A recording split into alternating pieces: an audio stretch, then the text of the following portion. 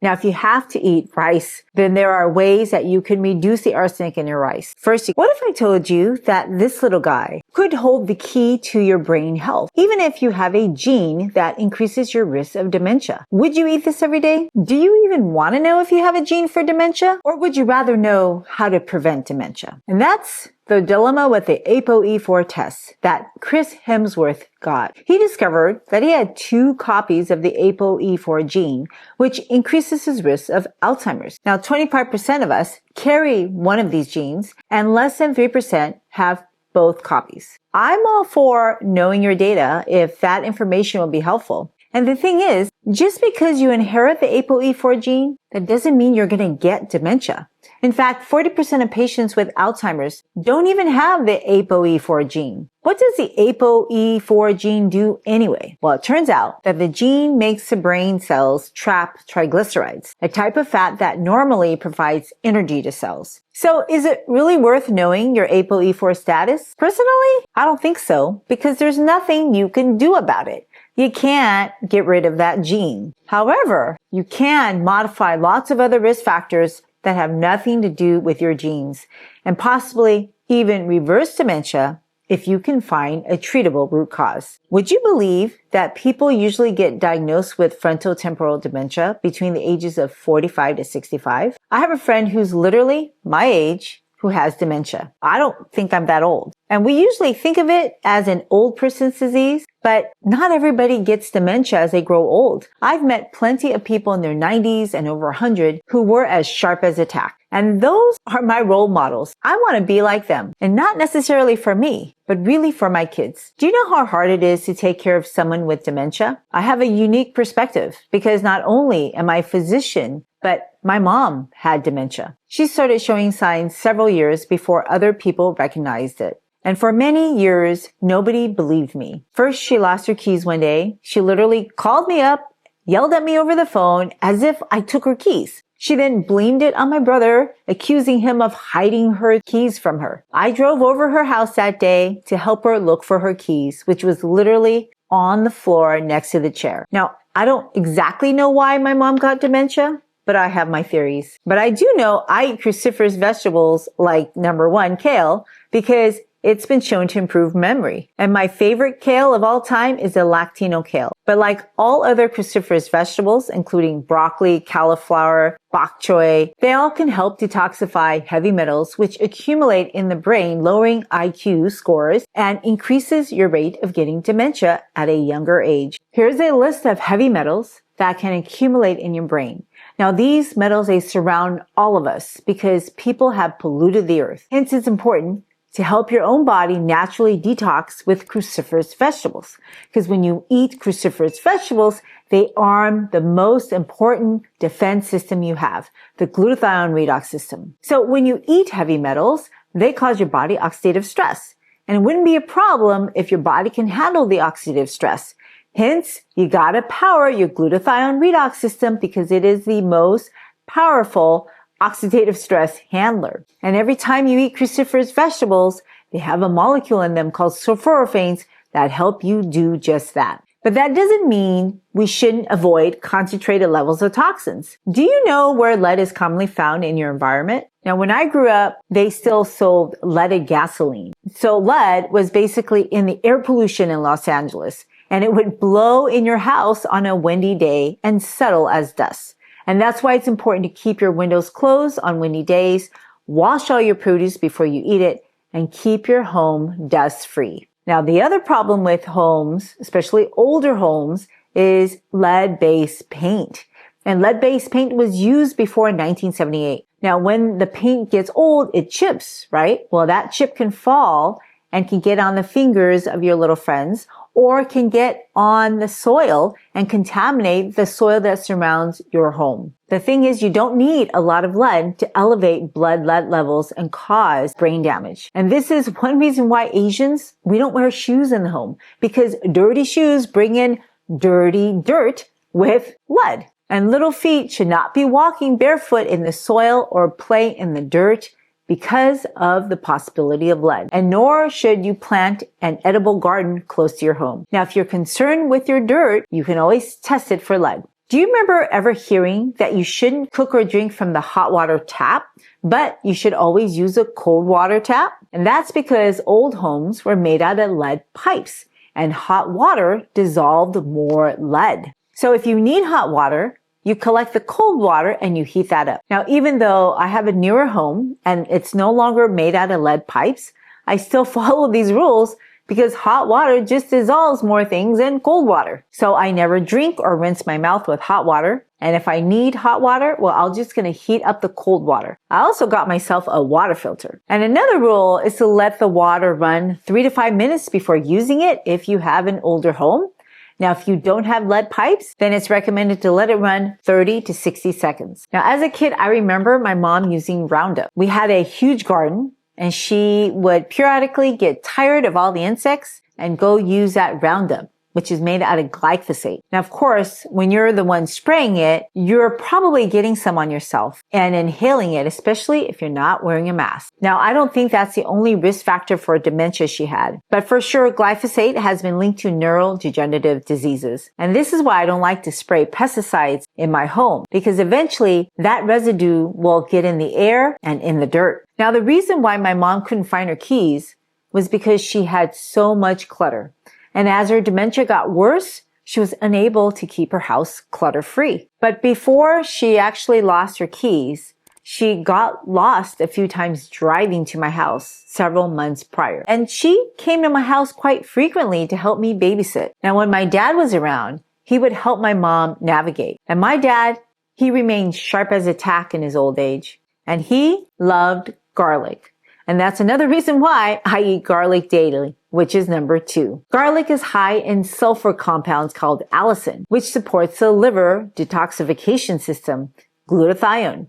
Now, garlic also has selenium, which acts as a cofactor for the glutathione redox system as well. And my dad, he swore by his garlic because he never got any colds and he was super healthy and strong as an ox when I grew up. Now, I can verify that he did indeed not get colds, even though I kept bringing home colds from school. And he did indeed love his garlic. He would bring raw garlic bulbs for lunch at work, and he carried these bulbs to all the restaurants that we would go to because they just never gave him enough garlic. And when we go to Chinese restaurants, we would always ask for stir-fried vegetables with garlic, and that still wasn't enough. Now, did you know that during World War II, garlic was known as a Russian penicillin? Because when the Soviets ran out of antibiotics, this is what they used, garlic. Antibiotics weren't actually available until after the 1940s. And what did people do before the 1940s? Well, they used plants.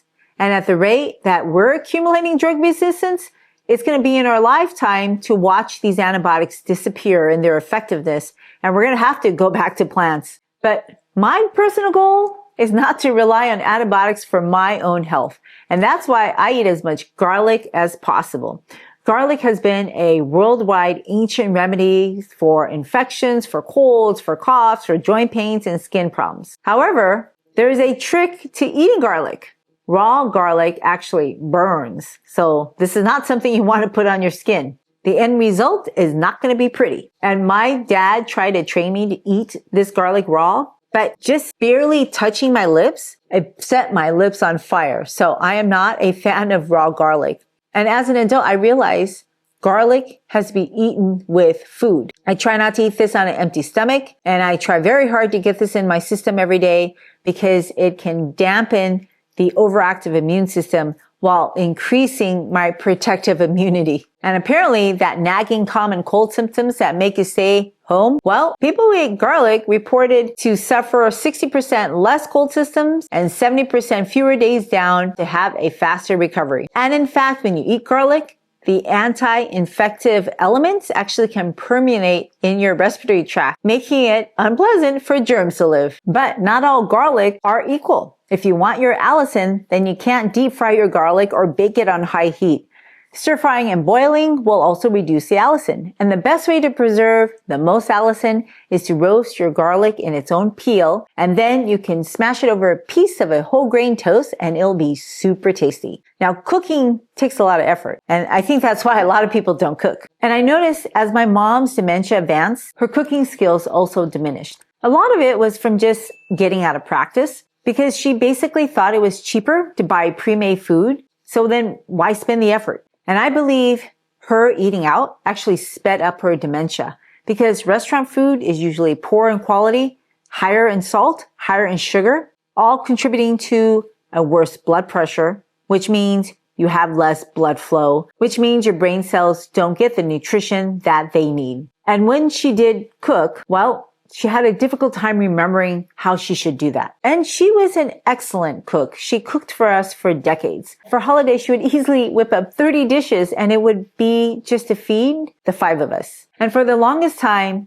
my dad, he refused to eat at restaurants because my mom was such a good cook. I always just thought he was cheap, and he was, but that actually protected his metabolism and his brain cells. And as my mom's dementia advanced, she would actually burn her food. And she always laughed it off, saying she just wasn't paying attention. Now, to be clear, her symptoms slowly happened over years. And this is why it's important to start eating for your brain health today. If you look around the world, there are certain cultures that have lower dementia rates, like India, who are also one of the highest consumers of turmeric. Now, turmeric is the most researched spice in the world. If you have arthritis, abnormal blood sugars, if you're getting radiation for chemotherapy, then you may want to look into turmeric, as there are lots of published data in how turmeric can help those conditions. It helps with inflammation, helps with losing weight, and your DNA. Turmeric contains curcumin and curcuminoids that exert powerful anti-inflammatory effects shown to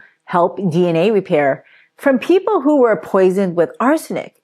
Now, you should know about arsenic in your food and water. Arsenic is a natural mineral in nature and contaminates soil and water and potentially the air that you breathe, especially if you're breathing air with car exhaust. Now, it's even worse during volcanic eruptions or mining. If you live in the city or countryside, besides fossil fuels, insecticides, herbicides, glass, electronics, paint, metal adhesives, wood preservatives, paper, textiles, pigments, ammunition, all these industries use arsenic. Now, arsenic is also used as a feed additive and in the pharmaceutical industry. Now, if you smoke or if you live with a smoker, well, you're inhaling arsenic. So arsenic, it surrounds all of us. Now, I have a friend who's actually a construction worker, and he loved just remodeling everything. He used to remodel his home to perfection. He would print professional signs. He never took any precautions with the paints and chemicals that he was touching and inhaling. He also has dementia. Now, I don't know if it's from arsenic, but I know man-made chemicals are all toxic, whether they color our walls, color our toys, or they color our foods. Now, some will say arsenic is all natural, and we are all exposed to tiny amounts. And that's the thing. It should be even tinier. No one needs to collect it. It's not money. So my goal is to be exposed to the least amount possible. So I go out of my way to avoid certain foods and water sources that will concentrate arsenic. Hi friends, I am so thrilled that you want to take charge of your health and take charge of your food. Now, I know nutrition can be complex, but it doesn't have to be. And I'm here to support you in this lifelong journey. So if you point your camera app to this QR code, it'll take you to a link for a free handout that I created just for you. And if you like it, if you want to see other handouts, please go to the link in my show notes, and then you can leave me your feedback on what I could do to help you in your journey. Okay, back to the video now. But unfortunately, many of us blindly eat and drink, and we're exposing ourselves to chemicals like arsenic. And the only real way to know is to get your levels tested, unless you have symptoms. In the 1990s, UNICEF built shallow tube wells in Bangladesh to bring the people clean water. And the water looked great. Definitely wasn't muddy. But arsenic is invisible, and millions of people suffered from arsenic poisoning drinking that clean well water. Well, it turns out groundwater is naturally contaminated with arsenic. They forgot to test the water. Have you tested your drinking water? There are different forms of arsenic, inorganic and organic forms. Inorganic forms is definitely carcinogenic. There's no acceptable amount of inorganic arsenic. They contaminate the water. And if you use well water, that needs to be tested for arsenic. Now, there's just no way to avoid water because water supports life. And the average person needs roughly at least 2 liters or a gallon a day of water. But if it's hot or having fevers, if you're losing more water from breathing harder, sweating more, having diarrhea, or frequent urination, or you're healing from burns and wounds, you're going to need more water. We should all be making sure that our water is clean. And the only way to do that is to get yourself the right filters. And unfortunately, you can't always trust your government to take care of that because they make mistakes. Water is the largest source of arsenic, and anything that needs water to grow can also concentrate arsenic. And this is why there are high amounts of organic arsenic in seafood and rice. I ate a ton of seafood and rice growing up, but the seafood that was around when I grew up, that isn't the same seafood that is sold on the market today because there's so many more toxins. Literally, our sea life are swimming in a giant toilet bowl. And on top of that, they have to worry about plastic. And it's not just the sea turtles mistakenly eating plastic bags for jellyfish.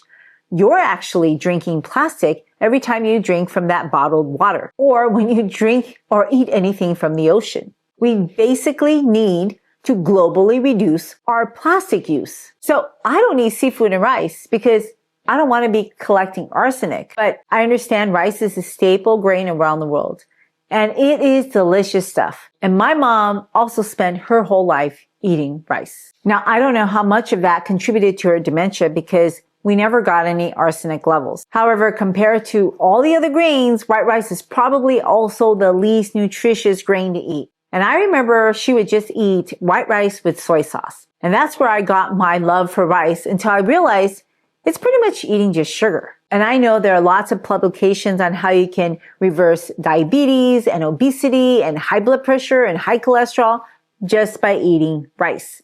But it's such a nutritiously deficient food that you have to take a lot of supplements to do it. And on top of that, rice absorbs 10 times more arsenic than any other grain. And the fact that we have so many other grains to choose from, well, I'd rather spend my valuable real estate in my stomach filling it up with something else but rice. As my mom's dementia progressed, she even lost her appetite and became more isolated. And that was really hard to watch because my mom, she loved traveling and going out and trying new foods and to be amongst friends. In fact, when we were discussing about how it was unsafe for her to live on her own, some of her friends offered to stay with her. But the problem is all her friends were also elderly. And maybe we should have taken their offer and maybe she would have listened to them and be a happier person with them. But I'm not sure because, she kept changing her mind and she would have dramatic mood swings. And I was afraid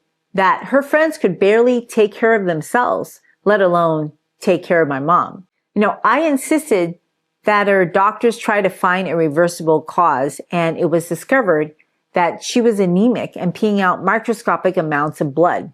And ultimately, she saw a urologist and gynecologist, and we found out that she had a fibroid that could be the root cause of her anemia, which then could lead to these memory problems. So I convinced my mom to get the fibroid removed. And unfortunately, that was the beginning of her rapid decline in her memory because she got a multi-drug resistant urinary tract infection after the procedure. Unfortunately, things got out of hand because my mom didn't speak up. And that was a problem with dementia. She apparently had several days of pain, but she didn't want to tell anybody. And she figured that since it hurts to pee, she'll just stop drinking and then she won't have the pain anymore.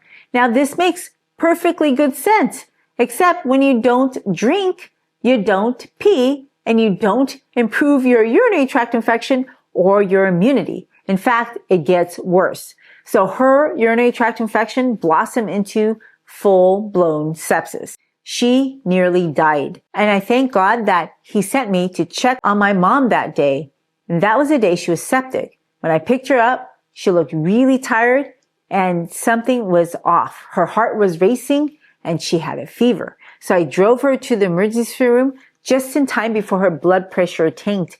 And ultimately, She stayed in the hospital for about 5 days. Her dementia accelerated downhill over the course of that time. And she was never the same person again.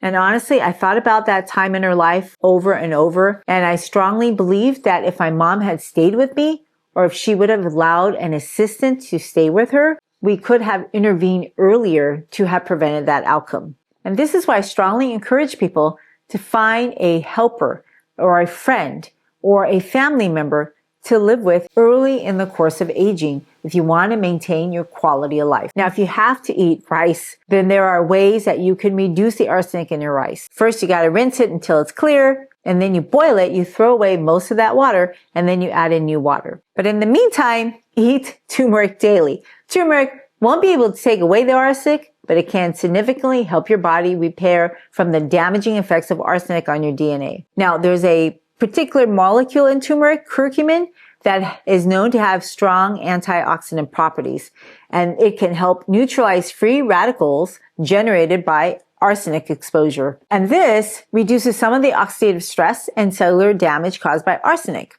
Now, arsenic exposure can trigger inflammation in the body, which can lead to a higher risk of skin, bladder, and kidney cancer. And when you eat turmeric, you get curcumin, which has been studied for its anti-inflammatory effects, which can mitigate the inflammation associated with arsenic poisoning. Now, arsenic is primarily metabolized in the liver, and curcumin supports the liver to help the liver in its attempt to detoxify the oxidative stress caused by arsenic.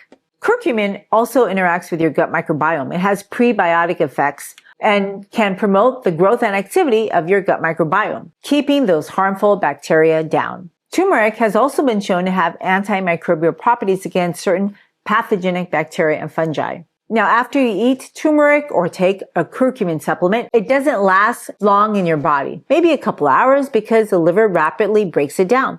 Hence, people have paired spices with turmeric like black pepper, ginger, cumin, cinnamon. Basically, this is curry. When you eat turmeric or curcumin, most of it is fed to your gut microbiome because it is difficult to absorb. Now, you can enhance its absorption by heating turmeric to break down its cellular matrix and mixing it with some oil. Now, when my siblings, they finally understood the severity of my mom's dementia, we started giving her more foods that would reduce inflammation, like green tea, number 3. My dad, he drank tea his entire life, and he drank a lot of it all day long. Now, his tea mug was rich with bioactive compounds, primarily catechins, which is a type of flavonoid. It had some caffeine and L-theanine. Now, catechins are strong antioxidants to serve as brain protectants. Epigalactocatechin gallate, EGCG, is a powerful antioxidant found in green tea that can actually cross the blood-brain barrier to protect your brain cells from the oxidative stress of free radicals. And this reduces your risk of neurodegenerative diseases like Alzheimer's and Parkinson's. Now, the caffeine in the tea is a double-edged sword. If you drink it too late, it can keep you up. It can also make you anxious if you drink too much of it. But in proper amounts, it actually improves brain function by increasing the release of neurotransmitters like dopamine and norepinephrine. And this enhances your mood, your alertness, and concentration. Now, green tea isn't a modern invention. It's an ancient food. Japanese samurais, they used to drink green tea to mentally prepare for battle. It gave them a calming effect because of the L-theanine, an amino acid that promotes relaxation without drowsiness. And it does this by increasing levels of calming neurotransmitters like GABA while enhancing alpha brainwave activity, which is associated with a state of relaxed focus. And when you combine it with caffeine, L-theanine improves mental clarity and it sustains attention. And some studies suggest that EGCG and other polyphenols in green tea may promote neurogenesis, the growth of new neurons, and strengthen synaptic connections. This, in turn, improves memory and learning abilities. Did you know that no matter what age, some of our neurons can still grow if it's in the right environment? We definitely encouraged my mom to drink green tea every day. Her sleep cycle was off. Her dementia was interfering in her sleep, where she would stay up late at night, past midnight, browsing on the internet, clicking and downloading things she shouldn't, because she always got a virus on her computer. In fact, once she was visiting my home, and we just had bought a brand new Dell computer, and she insisted that she wasn't going to do anything to mess it up. Well, when she left, I couldn't get the computer to work because she basically downloaded a virus. Now, I try to keep my mom from drinking green tea past the morning because I didn't want to interfere with her sleep even more. But I think my mom had a high caffeine tolerance because she drank black coffee pretty much most of her adult life. And green tea only has a third of the caffeine in a cup of coffee. But because of her mood swings, I was looking for things that could keep her calm. She would go through bouts of extreme cycles. One minute she was enraged and blaming you for her rotten life. And then the next minute, it was as if she never said anything.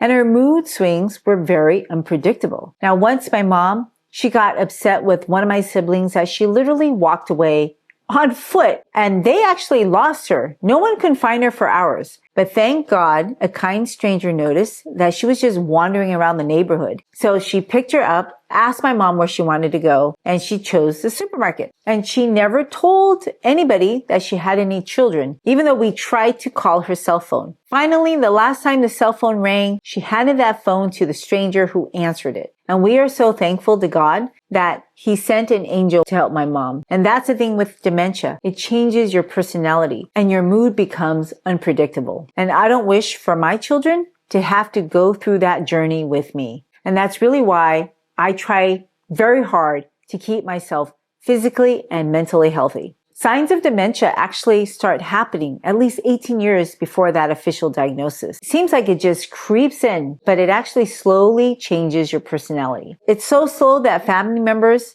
they're usually unaware of the symptoms, or they're just in denial. Do you have problems with your memory? Are you forgetting names, or maybe your tasks or appointments? Maybe you don't sleep well. Mommy brain? Or maybe you aren't exercising. I've suffered from sleep deprivation, been a mommy several times around, and my work requires lots of sleepless nights. But I actively work every day to keep my memory sharp. In fact, I believe I am a better learner now than I was in college. And what's the difference? My effort. Every day I eat a ton of anthocyanins like NACPro blueberries.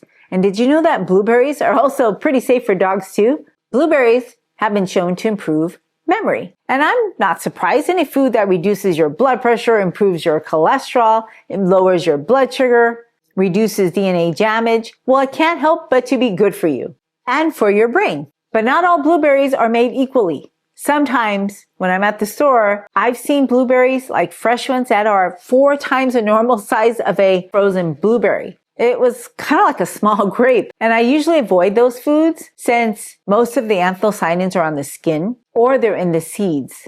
And this is why I stick to buying wild blueberries. Now, I used to think that blueberries had the highest anthocyanin concentration in fruit, but nope, I was wrong. Black currants, number 5, actually has more anthocyanins than blueberries. But Americans confuse black currants with raisins that are called currants. And raisins are just dried grapes. And they even named raisins Zante currants, which are still dried grapes. But real currants like the black currant, they come from fresh berries from the Ribes genus family. And they have a tart, tangy, sweet, and unique flavor that is distinctive from raisins. Initially, they were native to Northern and Central Europe, Asia, and New Zealand. And did you know that black currants were once banned in the United States due to its role in spreading white pine blister rust? For many states now, restrictions have been lifted, and we're growing our own black currants now in the Pacific Northwest as well as the Northeast. And believe it or not, there's actually another berry that has more anthocyanin than black currants, and that's number 6. Black raspberries. Now, I still haven't found any fresh black raspberries, but I did find a farm that sold black currants, but the fake kind, not the real kind. But in that journey, I discovered black raspberries. Now, I think anthocyanins are so important that I honestly make it my mission every day to get in thousands of milligrams of anthocyanins from my food. I'm basically trying to make up for all those years I lived in the dorm and ate junk food through medical school and residency and fellowship.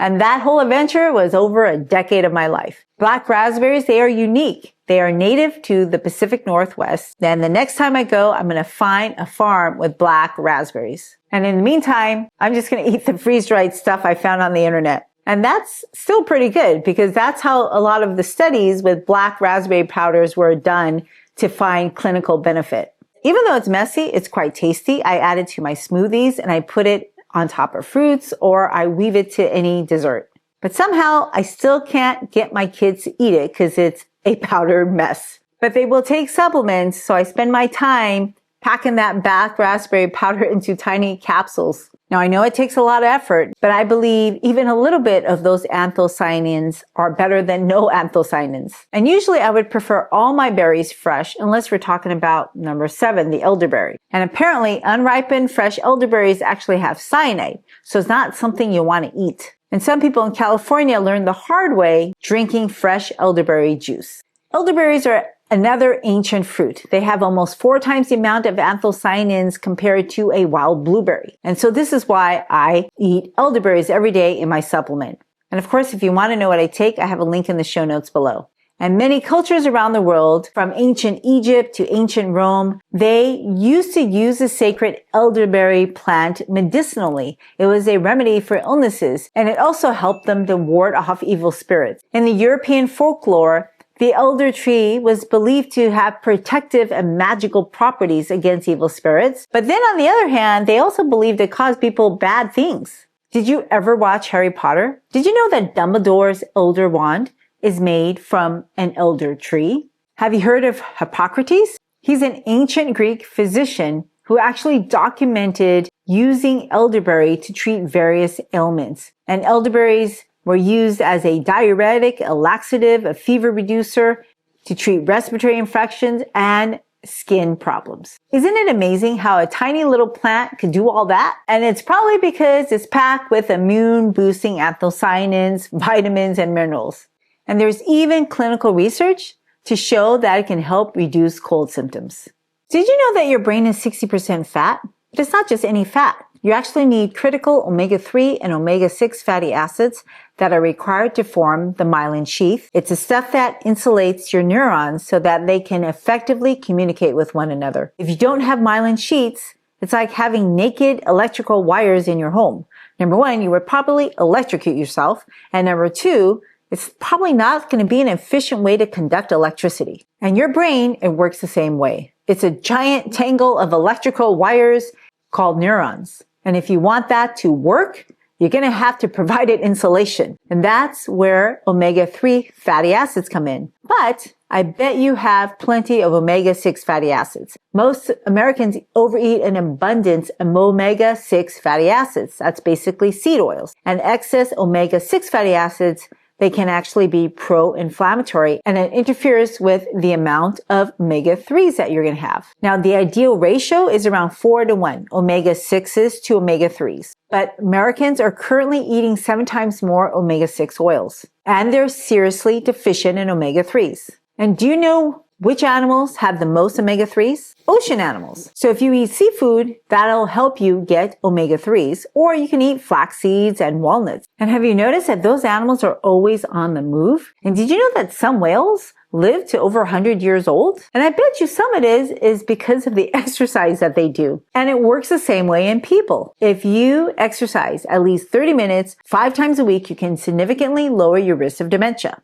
Unfortunately, most Americans aren't even doing just that. If you have a step counter, track your steps. You know, the goal is to hit 10,000 steps every day. It should be above that. But we're not even close. We're not even at 5,000. I think we're barely touching 3,000. And I'm just as part of the problem too before. I was not doing my steps. I wasn't tracking them. And when I started tracking them, I realized I was doing such a terrible job that I've been striving to be better and better and improve at my steps. So this year I'm walking 1,000 or 2,000 more steps than on an average day compared to last year. But you know, as you do more exercise, you're going to get more dehydrated.